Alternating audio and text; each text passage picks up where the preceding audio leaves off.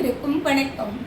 நர்மதா அம்மாவின் பெண் அரசியல் 2ஆம் பாகம் மானுடத்தின் வெற்றி நூலில் இருந்து புதியதோர் அரசியல். என்னை பொறுத்தமட்டில் நமது அரசியல் பற்றிய மேலோட்டமாக சில வரலாற்று விஷயங்கள் தெரிந்தால் போதும். எல்லாவற்றையும் தெரிந்து கொண்ட பிறகுதான் ஒரு புதிய அரசியலை, பெண் அரசியலை பேச வேண்டும், முன்னெடுக்க வேண்டும் என்பது தேவையில்லை என்றே நினைக்கிறேன். கம்யூனிசம் தெரிந்திருந்த காந்தி அதனின்றும் முற்றிலும் மாறுபட்ட அகிம்சை வழி அரசியலை, புதிய போராட்ட முறையை தேர்ந்தெடுத்தார்.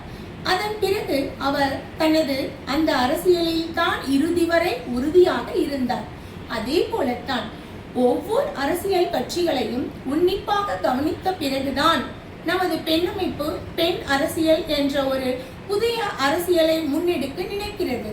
மற்ற கட்சிகள் பற்றி நிறைய தெரிந்து கொண்டவர்களை விட நமது பெண் அரசியல் பற்றி புதிதாக புரிந்து கொண்டு ஏற்றுக்கொண்டு அதனை மக்களிடம் கொண்டு சேர்க்கின்றவர்களே நமக்கு தேவையானவர்கள். புதிதாக பெண் அரசியலை கற்றுக்கொண்டு அது பற்றி பேச தொடங்குபவர்களே நமக்கு தேவை. பெண் அமைப்பின் ஒவ்வொரு பெண் அரசியல் புத்தகத்தை முழுக்க ஒரு முறையேனும் படிக்க வேண்டும். பழையனவற்றை கடந்து வருகின்ற ஒன்றாகத்தான் புதிய எழுச்சி இருக்க முடியும்.